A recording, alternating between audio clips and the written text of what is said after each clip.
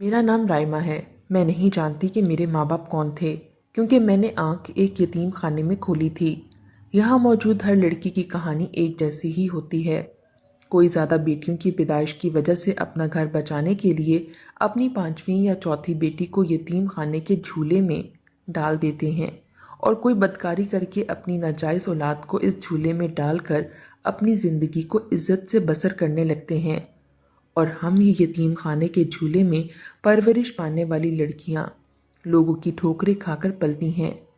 क्या मुस्तकबिल होता है हमारा? मैंने कभी भी अपने माजी के बारे में सोचने की कोशिश नहीं की थी। मुझे इस बात से दिलचस्पी नहीं थी कि मैं कौन हूँ, मेरे माँ बाप कौन थे। होश संभालते ही मैंने मैडम शगुफ्ता की शक्ल देखी थी। एक सख्त गिर औरत जिसके अंदर इंसानियत नाम की चीज़ ना होने के बराबर थी।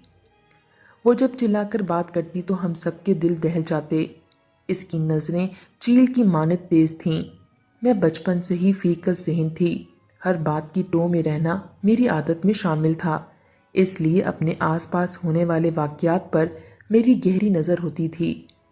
कुछ दिनों से मैं नोट कर रही थी कि कुछ अजीबो-गरीब वाक़यात मेरे सामने होने लगे थे। मैं नींद की कच्ची थी, इसलिए ज़रा सी आहट पर जाग जाती थी। रात को भी एक लड़की की आवाज़ पर मेरी आंख खुली थी।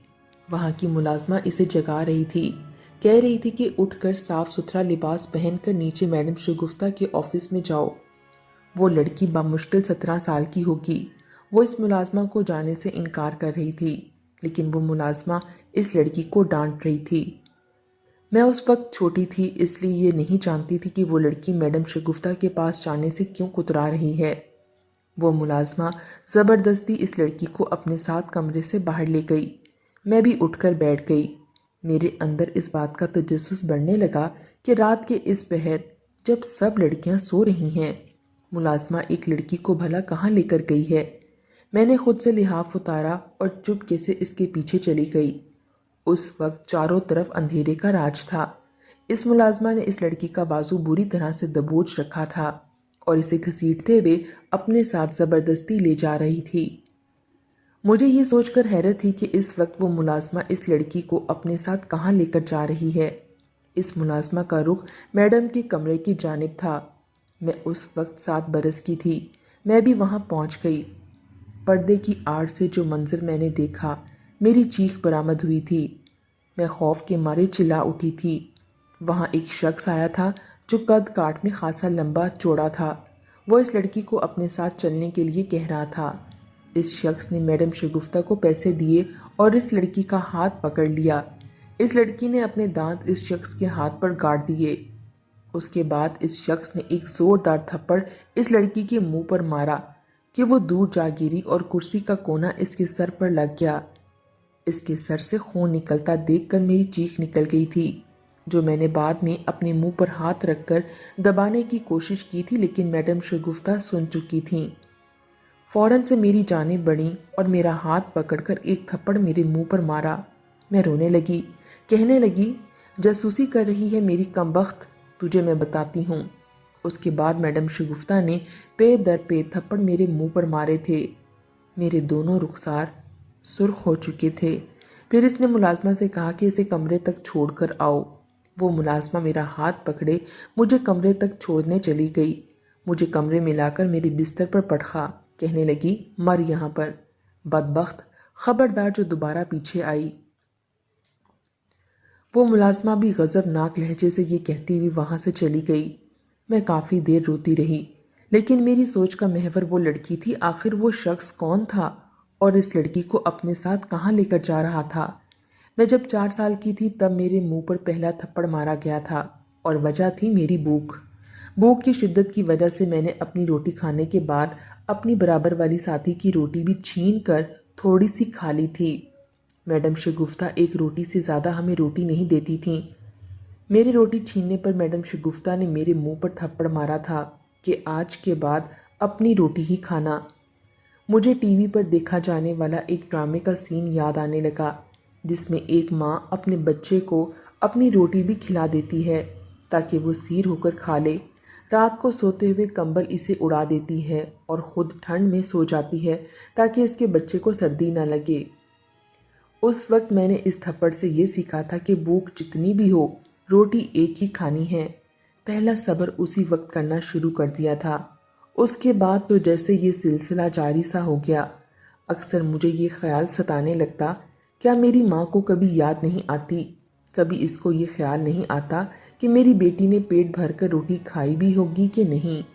सर्दी में रात भर कहीं वो ठठर तो नहीं रही होगी, क्योंकि अक्सर हमारे हिस्से में घिसे पिटे कंबल ही आते थे और एक कंबल 3-4 लड़कियां ओढ़ती थीं। जमीन पर बिछी चटाई ठंडे फर्श की ठंडक को जरा भी कम नहीं कर पाती थी। इस पर कंबल रात को मुझसे उतर ही जाता था, क्योंकि मैं कोने में सोती थी। उस वक्त सर्दी से मैं बुरी तरह से कपकपाने लगती थी। मेरा दुबला पतला वजूद इस सर्दी को बर्दाश्त करने का मुतहम्मिल ना था। मैं पूरी रात कंबल की खींचातानी में ही गुजार देती थी। इसलिए जब कभी इस काम से तंग आ जाती तो सोचती, अगर अपनी माँ के पास होती तो वो मुझे अपनी आगोश में भर लेती, मुझ पर कंबल उड़ाती। मेरी सर्दी की शिद्दत अपनी माँ की मोहब्बत की हिद्दत से कम हो जाती। लेकिन मेरी माँ तो शायद कोई सख्त दिल औरत थी, जो मुझे पल पल यहाँ मरने के लिए छोड़ गई थी। मैं ये सोच कर रोने लगती थी। सुबह नाश्ते में पानी जैसी चाय के साथ 2 रस ही खाने को मिलते थे। ये वो नाश्ता था जो होश संभालते ही खुद को करते हुए देखा था। और अब मैं 17 साल की हो चुकी थी, लेकिन नाश्ता आज भी यही मिलता था। कभी कभी कोई अमीर शख्स सदके की बिरयानी दे जाता तो हमारी ईद हो जाती, लेकिन मैडम शगुफ्ता एक नंबर की कमीनी औरत थी। बस एक छोटी प्लेट बिरयानी की दे देती थी और बाकी देचकी भरकर बिरयानी अपने घर ले जाती थी। नए और साफ सुथरे कपड़े या तो हम सब ईद पर पहनते थे, या फिर जब कोई अमीर कबीर आदमी हम में से किसी एक यतीम की किस्मत को बदलने के लिए आता था। उस वक्त हमें साफ सुथरा रहने और कपड़े पहनने की तलकीन की जाती थी। मेरी बदकिस्मती ये थी कि मुझे कभी भी कोई बेटी बनाकर ले जाने नहीं आया। किसी ने मुझे बेटी बनाने की चाह नहीं की। यहाँ पर तो जो लोग भी ज़्यादातर आते, बेटे की ही मतमनी नज़र आते थे, जो बड़े होकर इन्हें कमा कर दे सके। जब सगे माँ बाप ही हमें यतीम खाने के झूले में फेंक गए, तो कोई गैर क्यों हमें अपने घर की जीनत बनाएगा। शगुफ्ता मैडम की मार खा खाकर हमने भी बचपन छोड़कर जवानी की दहलीज पर कदम रख लिया था। बहुत सारी जिम्मेदारियां अब हम पर डाल दी गई थीं। हमें तालीम हासिल नहीं करवाई जाती थी। हाँ, हुनर ज़रूर सिखाया जाता था। सिलाई कढ़ाई खानादारी सब आता था। फिर जब मैं 17 साल की हुई थी, एक अमीर कबीर शख्स रात के पहर यतीम खाने के अंदर आया था। हमें नींद से जगा कर कहा गया, शगुफ्ता मैडम ने अपने ऑफिस में बुलाया है। ये सुनकर मुझे अपने बचपन का वाक़या याद आने लगा। मेरा दिल ही धड़कना भूल गया था, क्योंकि उस वक्त मैं इस बात का मतलब नहीं समझती थी। आज समझ आ गया था। मेरे साथ मेरी उम्र की 5 लड़कियां और थीं। मैं ज़्यादा खूबसूरत ना थी, आम से नकूश की मालिक थी। इस शख्स ने एक नज़र हम सब पर डाली और एक खूबसूरत लड़की को अपने लिए पसंद कर लिया। वो लड़की रोने लगी थी, लेकिन बेबस थी। मैंने पहली बार अपनी मामूली शक्ल होने पर शुक्र किया था, वरना इस लड़की की बजाय मुझे आज की रात किसी गैर के साथ काली करनी पड़ती। अगले ही रोज़ वो लड़की लुटी फूटी हालत में वापस आ गई। इसकी हालत बहुत गैर थी, वो रोए जा रही थी। इसे देखकर मेरा दिल दुख सा गया था। बाकी सब लड़कियां इससे वजह पूछ रही थी तो वो कहने लगी, इस यतीम खाने में औरत से बदकारी कराई जाती है। मेरे साथ भी गुनाह किया गया है और इसके पैसे मैडम शगुफ्ता की जेब में जाते हैं। ये सुनकर तो बहुत सी लड़कियां बहुत ज़्यादा घबरा गई थीं। मुझे इन चीज़ों से बहुत खौफ आता था। मैं भी अंदर से डर गई थी कि कभी कोई अमीर शख्स मुझे नापसंद करके ले जाए। लेकिन मेरी किस्मत में कुछ और ही लिखा था। एक दिन मैं सफाई करके थक कर अपने बिस्तर पर बैठी थी। मुझे मुलाजमा ने कहा कि शगुफ्ता मैडम ने बुलाया है। ये सुनकर मैं खौफजदा सी हो गई थी कि न जाने अब वो मुझे किसके हवाले करने वाली है। जब मैं ऑफिस पहुंची तो वहाँ एक नौजवान मौजूद था। शगुफ्ता मैडम इसके सामने मेरी तारीफ़ें की जा रही थीं। इस नौजवान ने कहा, मुझे ये लड़की पसंद है, मैं कल आकर इससे निकाह करवा कर इसे ले जाऊंगा। ये सुनकर भी मुझे हैरत हुई थी, क्योंकि वो नौजवान देखने में स्मार्ट लग रहा था, लेकिन मैं एक आम सी लड़की थी।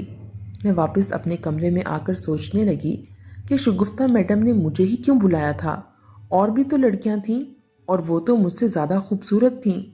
لیکن میں اندر سے کچھ مطمئن بھی ہو گئی تھی کہ اچھا ہے کہ میری اس قید خانے سے جان چھٹ جائے گی جہاں میری عزت بھی محفوظ نہیں تھی۔ اگلے روز میرا سادگی سے نکاح سارم سے ہو گیا۔ وہ مجھے اپنے گھر لے آیا تھا جہاں وہ اکیلا ہی رہتا تھا۔ وہ 2 کمروں کا چھوٹا سا گھر تھا۔ میرے لیے وہ بالکل اجنبی تھا۔ وہ ایک کمرے میں لے گیا۔ پہلی بار میں نے ایک سرخ رنگ کا فینسی جوڑا پہنا تھا۔ میری ہم جولیوں نے مجھے سرخی پاؤڈر بھی لگایا تھا۔ باقی میں زیورات سے بالکل مبرا تھی۔ میں اس وقت بے حد نروس تھی۔ کچھ بھی تو نہیں جانتی تھی کہ وہ شخص کیسا ہے کیسا نہیں۔ وہ مجھے کمرے میں بٹھا کر خود کمرے سے باہر نکل گیا۔ میں اس کے پرانے سے پلنگ پر بیٹھ گئی۔ مجھے لگا وہ کچھ ہی دیر میں واپس آ جائے گا، لیکن میں رات دیر تک انتظار کرتی رہی لیکن وہ نہیں آیا۔ مجھے سمجھ نہیں آ رہا تھا کہ وہ شخص اب تک باہر کیوں تھا۔ میں بیٹھ کر تھک چکی تھی، اس لیے جو کپڑے میں اپنے ساتھ بیگ میں لائی تھی اسی میں سے ایک سادہ سا لباس نکال کر میں نے پہن لیا اور پلنگ پر لیٹ گئی۔ میری آنکھ جب صبح کھلی تب میں کمرے میں اکیلی ہی تھی۔ جب کمرے سے باہر آئی تو لاؤنج بھی خالی تھا۔ میں چھوٹے چھوٹے قدم اٹھاتی دوسرے کمرے کے باہر کھڑی ہو گئی۔ جب میں نے کمرے کا دروازہ دھیرے سے کھولا، سامنے میرا شوہر سارم صوفے پر بے سدھ سو رہا تھا اور اس کے سامنے ٹیبل پر شراب کی خالی بوتل پڑی تھی۔ وہ دیکھ کر میرے ہوش ہی اڑ گئے تھے۔ سارم شراب پیتا تھا؟ میں نے دوبارہ سے دروازہ بند کر دیا۔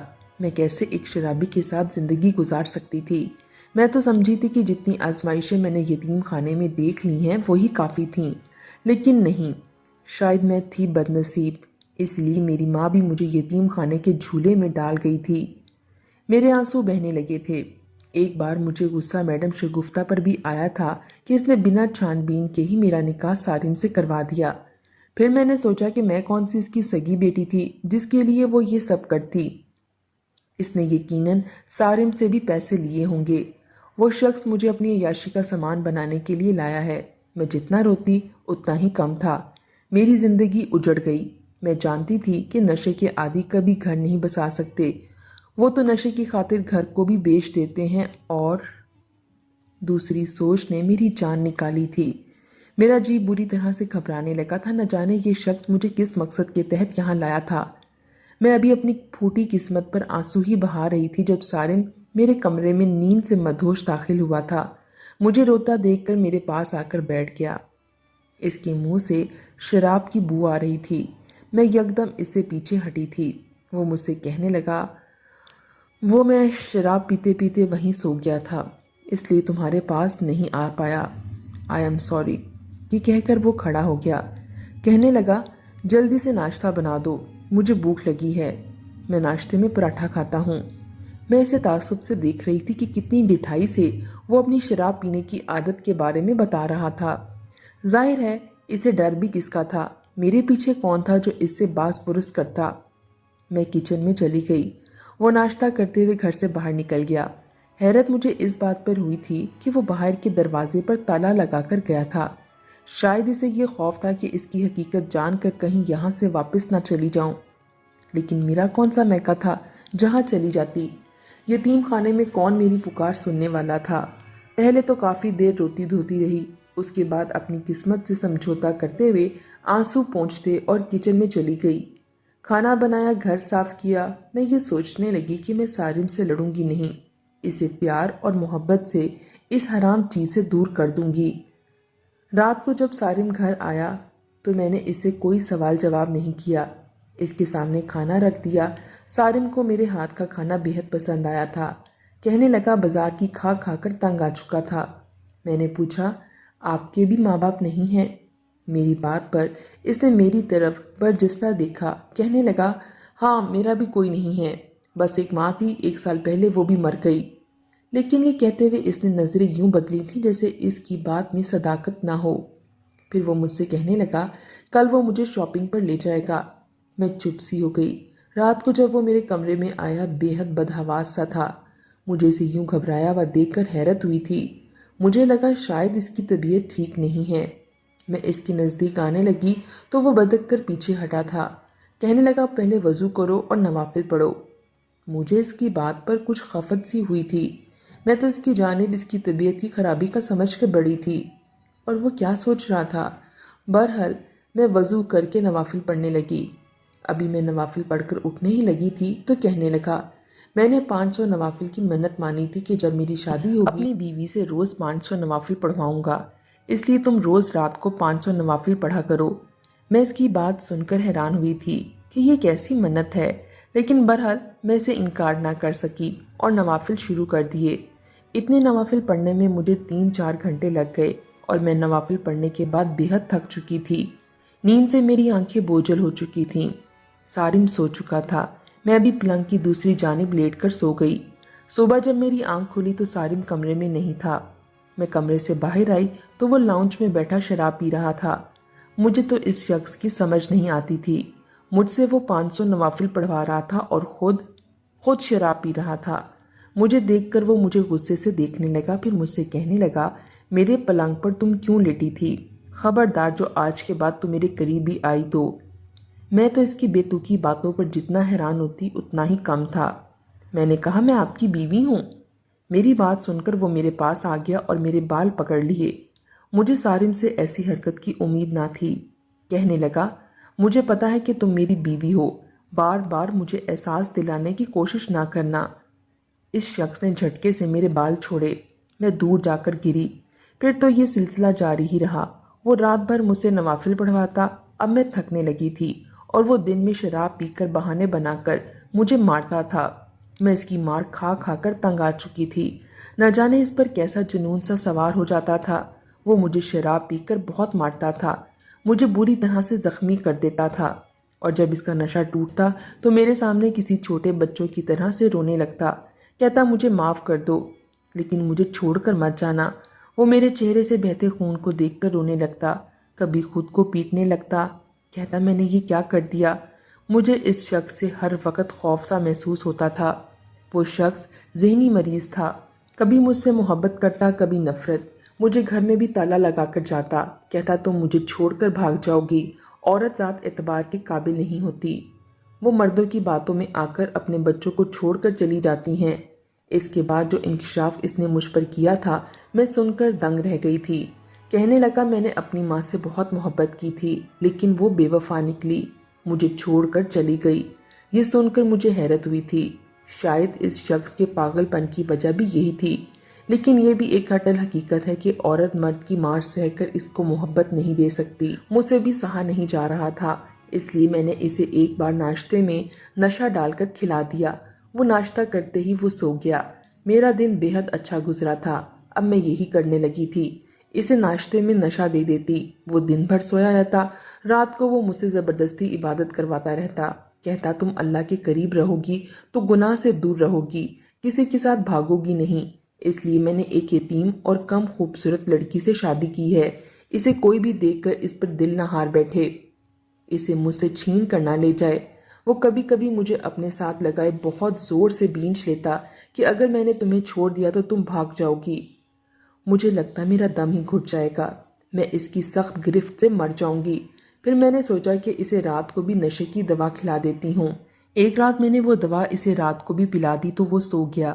میں نے سوچا آج میں سو جاؤں گی، کچھ بھی نہیں پڑھوں گی، لیکن جیسے ہی میں سونے کے لیے لیٹی مجھے لگا کوئی کمرے میں داخل ہوا ہے۔ میں خوف کے مارے ڈر سی گئی تھی۔ وہ کون تھا؟ کیونکہ سارم تو میرے سامنے ہی بیڈ پر لیٹے ہوئے تھے۔ مجھے لگا شاید کوئی چور ہے، خوف سے میری جان پر بنی ہوئی تھی۔ سارم اگر ہوش میں ہوتے تو کچھ کرتے بھی، اب تو وہ بے ہوش تھے۔ وہ شخص واقعی چور تھا، اس کے ہاتھ میں ٹارچ لائٹ تھی، وہ الماری کھول کر کچھ نکالنے کی کوشش کر رہا تھا۔ میں ہمت کر کے اٹھ بیٹھی، میں نے جلدی سے لائٹ کھول دی۔ سامنے شخص کو دیکھ کر میں حیران ہی رہ گئی تھی۔ وہ ایک عورت تھی لیکن مرد کے لباس میں ملبوس تھی۔ مجھے دیکھ کر گھبرا سی گئی۔ اس عورت کی عمر بھی اچھی خاصی تھی۔ میں نے کہا کون ہو تم؟ چور ہو؟ میں شور مچا دوں گی تو تم جیل میں چلی جاؤ گی۔ میری بات پر وہ رونے لگی، کہنے لگی میں سارم کی ماں ہوں۔ یہ سن کر تو میں ششدر سی رہ گئی تھی۔ وہ مجھ سے کہنے لگی مجھ سے بہت بڑی بھول ہو گئی تھی، میں اس عمر میں اپنے جذبات کو قابو میں رکھنے کی بجائے ایک نوجوان کی باتوں میں آ گئی۔ عاقب سارم کا دوست تھا، ہمارے گھر آتا تھا، میری تعریف کرتا رہتا، کہتا آپ تو جوان لگتی ہیں، سارم کی ماں کی بجائے اس کی بہن لگتی ہیں۔ मैं इसकी बातों में आ गई और घर छोड़कर चली गई। लेकिन इस शख्स ने मुझसे अपने मतलब के लिए शादी की थी। मतलब पूरा होते ही मुझे छोड़ दिया। मैं यहाँ वापस नहीं आ सकती क्योंकि मैं अपने बेटे को मुंह दिखाने के काबिल नहीं रही। इसलिए रात को आती हूँ पैसे चुराने, ताकि अपनी ज़िंदगी बसर कर सकूँ। बिल्कुल बेआसरा हो चुकी हूँ। खुदा के लिए मुझे कुछ पैसे दे दो। मैंने कहा, आप जानती हैं, आपकी इस अमल की वजह से आपका बेटा ज़हनी मरीज बन चुका है। आपके जुर्म की सज़ा वो मुझे देता है। मैं रोने लगी। ऐसी औरत को मैं क्यों कर माफ़ करती। मैंने इसे पुलिस के हवाले कर दिया कि ये चोरी करने आती है, और सारिम का इलाज भी करवाया। चंद माह में ही वो ठीक हो गया था। मेरी जिंदगी की आजमाइश के दिन भी ख़त्म हो गए थे। इसका रवैया मुझसे बेहतर हो चुका था। मैं इससे बहुत मोहब्बत करने लगी थी। हर वक्त इसे अपनी मोहब्बत का यकीन दिलाती थी। फिर अल्लाह ने मुझे एक बेटे से भी नवाज दिया। मैं अपने बच्चे का बहुत ख्याल रखती हूँ। मेरी ज़िंदगी में सब खुशियाँ हैं, क्योंकि खुशियाँ सच्चे रिश्तों से ही हासिल होती हैं।